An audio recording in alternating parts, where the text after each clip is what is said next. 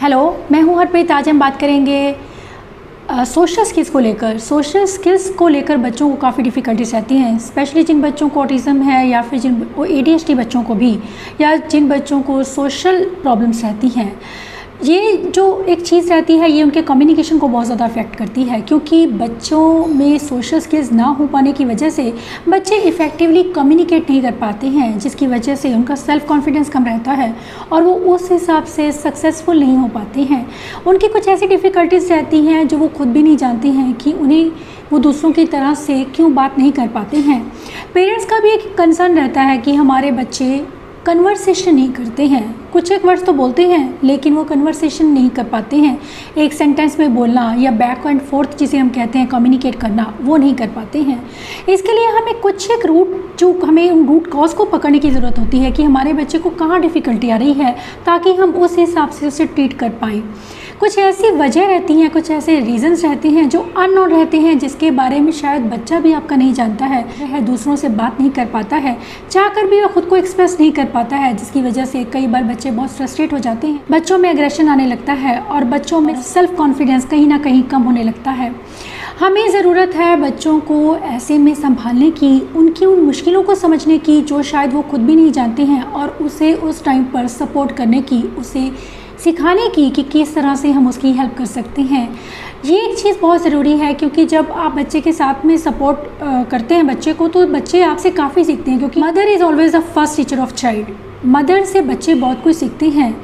और जो एक घर में जो है स्कूल, पहला स्कूल बच्चों का जो फर्स्ट स्कूल होता है वो घर ही होता है, जहाँ से बच्चे दूसरों को देखते हैं, जो उनके अंदर फीडबैक जा रहा है, जो वो शब्द नए रोज़ नए सीखते हैं, और उन शब्दों को आगे वो फ्यूचर में यूज़ करना सीखते हैं, जो कि वो कन्वर्सेशन करते हुए यूज़ करते हैं, जिन्हें वो दूसरों से बातचीत करने में, सोसाइटी में उठने बैठने में, ये सभी चीज़ें वो घर से ही सीखते हैं। तो इसीलिए ज़रूरी है कि अगर आपको लगता है कि आपका बच्चा बाकी बच्चों से इन चीज़ों में पीछे है, तो हमें सीरियसली उस पर काम करने की ज़रूरत है, क्योंकि आगे जाकर ये चीज़ें काफ़ी बड़ी हो जाती हैं और उन्हें सॉल्व करना काफ़ी मुश्किल हो जाता है, क्योंकि इसका असर बच्चों की स्पीच, उनके कम्युनिकेशन पर पड़ता है। इसीलिए बच्चों में कम्युनिकेशन को लेकर काफ़ी डिफ़िकल्टीज आने लगती हैं। सोशल और कम्युनिकेशन दोनों ऐसे एरिया हैं जिनका आपस में बहुत ज़्यादा कनेक्शन रहता है, इसीलिए एक भी एरिया में प्रॉब्लम होने का असर दूसरे एरिया पर साफ दिखता है। सोशल स्किल्स में सबसे ज़्यादा जो ऑटिज़म में डिफ़िकल्टीज रहती है, क्योंकि ऑटिज़म में सोशल स्किल्स इम्पेयरमेंट बहुत कॉमन सी बात है। बच्चे सोशली इंटरेक्ट नहीं कर पाते हैं। बच्चे जो बोलते हैं उनकी भी स्पीच वैसी नहीं होती जैसे नॉर्मली बच्चे बोलते हैं। एक दूसरे से बातचीत करना, क्वेश्चंस को आंसर करना या खुद से क्वेश्चन करना, ये सब चीज़ें वो नहीं कर पाते हैं। ऐसे क्या उनकी मुश्किलें रहती हैं और कौन सी वो एक्टिविटीज़ हैं जो उन्हें हेल्प कर सकती हैं, आज इसी बारे में मेरा वीडियो है। उन फैक्टर्स को जब आप समझ लेते हैं कि क्या डिफ़िकल्टी है, हमारे बच्चे को किस एरिया में डिफ़िकल्टी है, तो आप उसे सही से ट्रीट कर पाते हैं। साथ के साथ मैं आपको कुछ ऐसी चीज़ें, कुछ ऐसी एक्टिविटीज़ भी बताऊंगी जिससे आप अपने बच्चों की सोशल स्किल्स को इम्प्रूव करें। तो सबसे पहले एक ज़रूरी चीज़ जो ऑटिज़म में रहती है, बच्चों को कुछ ऐसे सेंसिटिव इश्यूज़ रहते हैं जिसकी वजह से बच्चे पर्सनल स्पेस की उन्हें जानकारी नहीं होती है कि किसी से बातचीत करते वक्त हमें कितनी दूरी बनाकर रखनी है। एक हाथ का डिस्टेंस बनाना या 2 हाथ का डिस्टेंस बनाना, ये एक चीज़ें हम बच्चों को अक्सर सिखाते हैं कि हम कितनी दूरी से बात करेंगे, लेकिन फिर भी बच्चे ये चीज़ें सीख नहीं पाते हैं, क्योंकि उनकी कुछ ऐसे सेंसिटिव इश्यूज़ हैं जिसकी वजह से बच्चे किसी के कितने पास खड़े होना है या कितनी दूर खड़े होना है समझ नहीं पाते हैं। ऐसे हम बच्चों को कुछ ऐसी एक्टिविटीज़ के साथ में ये चीज़ सिखा सकते हैं, पर्सनल स्पेस की जानकारी उन्हें दे सकते हैं कि कितनी दूरी बनाकर उन्हें किसी के साथ में खड़े होना है जब भी उन्हें किसी से बात करनी है। आप कुछ इस तरह से मैट्स रख सकते हैं स्टार्टिंग में बच्चों को सिखाने के लिए, इस कॉन्सेप्ट को समझाने के लिए कि हमें कितनी दूरी पर खड़ा होना है। एक दूसरे से मैट का डिफरेंस इतना हो जितना नॉर्मली एक पर्सन का दूसरे पर्सन से होता है बातचीत करते वक्त। आप इधर सामने इसके 2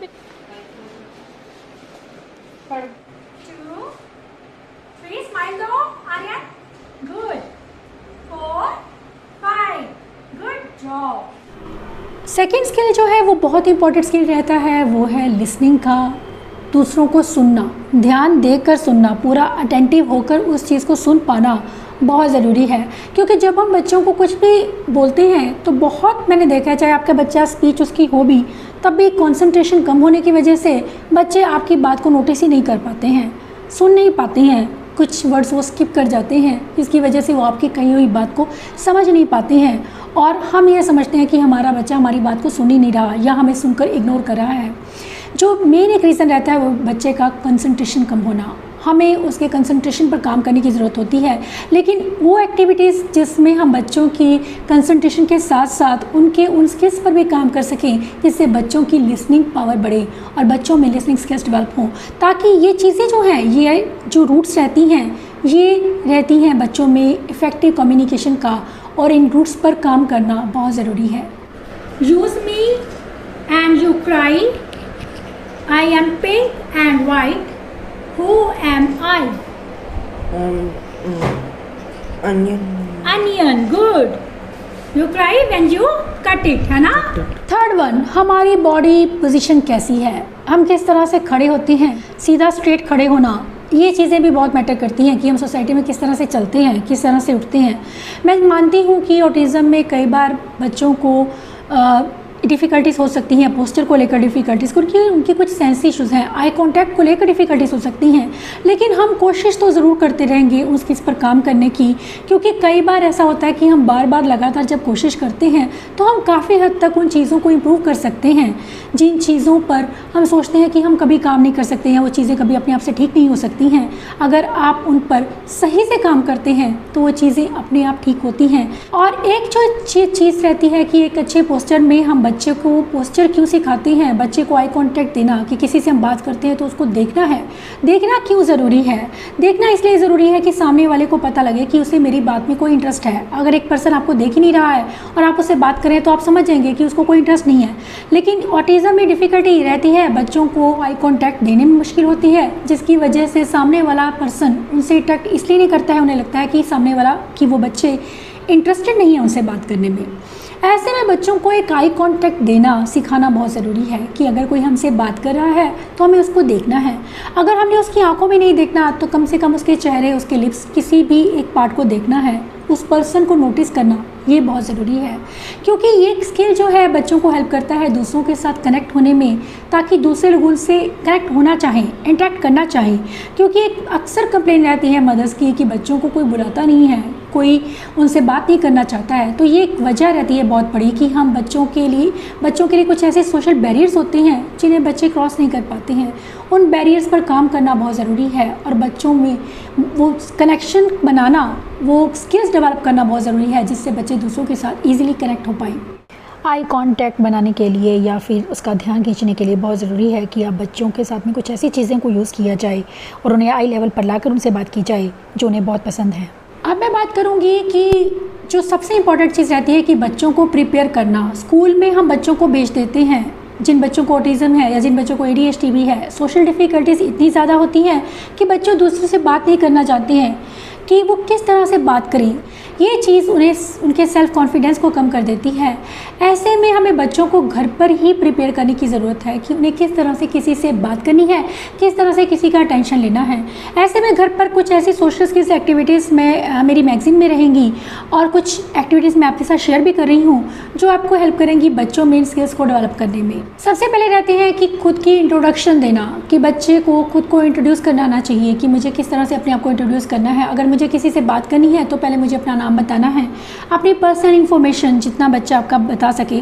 कम से कम 3-4 सेंटेंस ऐसे होने चाहिए जिससे बच्चा आपका कम्युनिकेट कर पाए, क्योंकि किसी के साथ में कनेक्शन बनाने के लिए बहुत ज़रूरी है कि बच्चे को वो चीज़ें पता हो कि मुझे किसी के साथ में कैसे कनेक्ट होना है, क्योंकि उसको सोशल स्किल्स को लेकर डिफ़िकल्टीज़ है, वो नहीं जानता है कि मुझे किसी के साथ किस तरह से कनेक्ट होना है।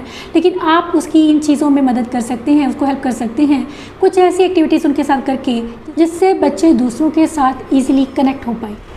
बात करते वक्त आपका पोस्चर ऐसा हो कि आप रिलैक्स लगें, किसी के साथ में भी कंफर्टेबल होकर आप बात कर रहे हैं, ऐसा ना लगे कि आपको किसी तरह का कोई स्ट्रेस है। बच्चे को ये चीज़ें सिखाना कि हमें सीधे खड़े होना है, अपने शोल्डर को रिलैक्स रखना है और आराम से बात करनी है। आपकी वॉइस की टोन किस तरह से होनी चाहिए, ये चीज़ें, इन चीज़ों पर काम करना भी ज़रूरी होता है।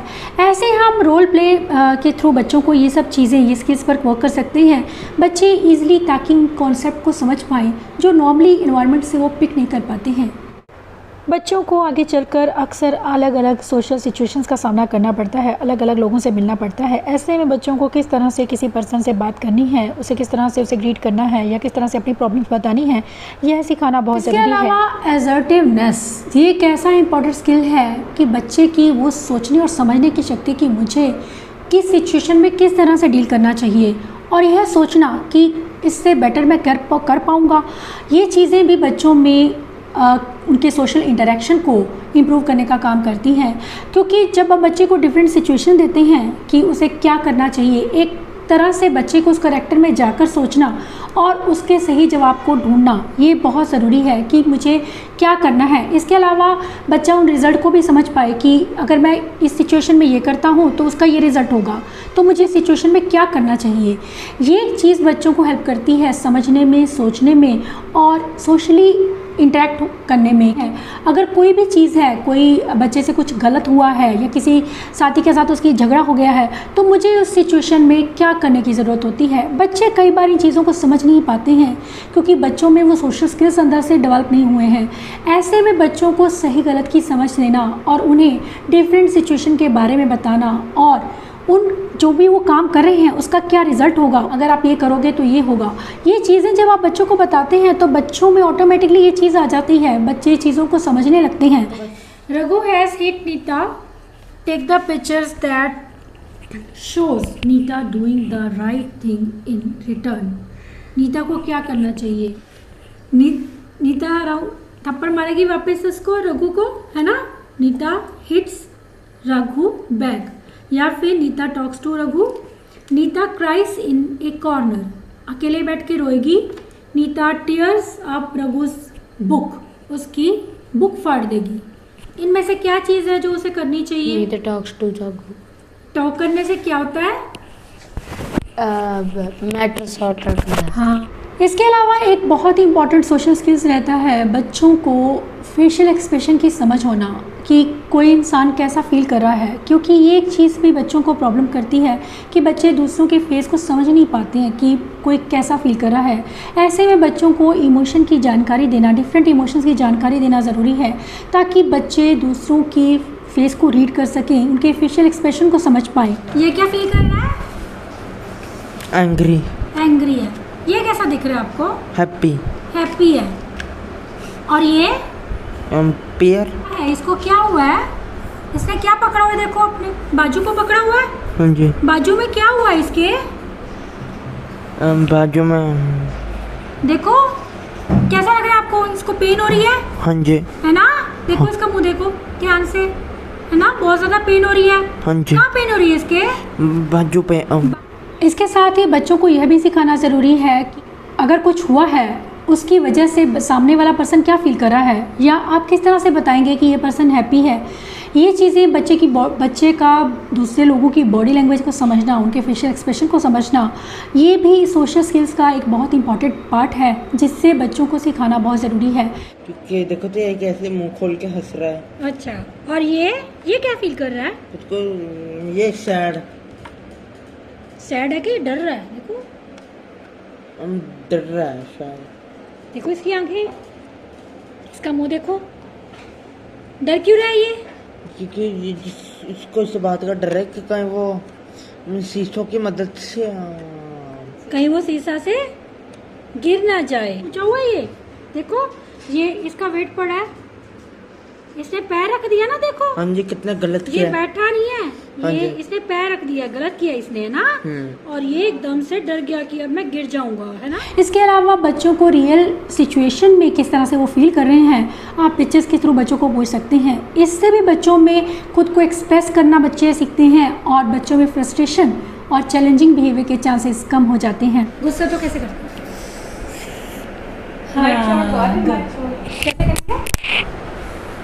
दांतों को पीस कर, वेरी गुड। कैसे करेंगे? हाँ, शाबाश। और अगर आप खुश हो तो क्या करेंगे? मैं क्या करेंगे? Smile, very good. और अगर आपको कहीं पेन हो रही है तो? इसके अलावा एक ज़रूरी चीज़ रहती है टर्न टेकिंग। टर्न टेकिंग का कॉन्सेप्ट बच्चों में बहुत ज़रूरी है, जो कि हमारे कम्युनिकेशन का बेस रहता है कि हम किसी की बात सुन रहे हैं, जिसे हम बैक एंड फोर्थ कम्युनिकेशन कहते हैं, एक की बात सुनना और दूसरे का बोलना।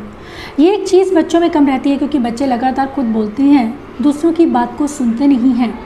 ऐसे में हम बच्चों के साथ कुछ ऐसी गेम्स खेल सकते हैं जिससे कि हम बच्चों के लिसनिंग स्किल्स पर काम कर सकें कि बच्चे को दूसरे की बात सुननी है फिर उसको आंसर करना है। ठीक है, जब मैं बोलूँगी मेरे हाथ में ये होगा, जब मैं आपको दूंगी तब आपको बोलना है। ठीक है। Hello hello, how are you? I am fine. इसके साथ ही एम्पैथी, इमोशनल डेवलपमेंट का एक बहुत बड़ा फैक्टर रहता है। एम्पैथी बच्चों में कम रहती है जिन बच्चों को सोशल स्किल्स को लेकर डिफ़िकल्टी होती है, क्योंकि ये सोशल स्किल का ही एक फैक्टर है और इस पर काम करना भी ज़रूरी है कि दूसरे के पर्सपेक्टिव से सोचना, थ्योरी ऑफ माइंड जिसे हम कहते हैं। बच्चों में दूसरों के पर्सपेक्टिव से सोचना नहीं बच्चे सीख पाते हैं। ऐसे में हमें बच्चों को अलग अलग लोगों की थिंकिंग के बारे में बताना कि एक पर्सन की थिंकिंग दूसरे पर्सन से डिफरेंट हो सकती है, ये बताना और उन्हें सिखाना बहुत ज़रूरी है ताकि बच्चे दूसरों की पॉइंट ऑफ व्यू को अंडरस्टैंड कर पाएँ। ये चीज़ उनको सोशली भी अवेयर करती है, उनमें सोशल अवेयरनेस को बढ़ाती है, जो आगे चलकर उन्हें हेल्प करती हैं इफ़ेक्टिवली कम्युनिकेट करने में। ये सभी एक्टिविटीज़ आपको डेफिनेटली हेल्प करेंगी बच्चों में कम्युनिकेशन को डेवलप करने में। ये पार्ट 1 है जिसमें मैंने आपको सोशल स्किल्स, कुछ एक सोशल स्किल्स बताए हैं। इसके अलावा कुछ और सोशल स्किल्स भी मैं आपको नेक्स्ट पार्ट में बताऊंगी कि किस तरह से आप बच्चों के इन स्किल्स पर काम कर सकते हैं, घर पर ही किस तरह से आप बच्चों में स्किल्स को डेवलप कर सकते हैं। Thanks for watching.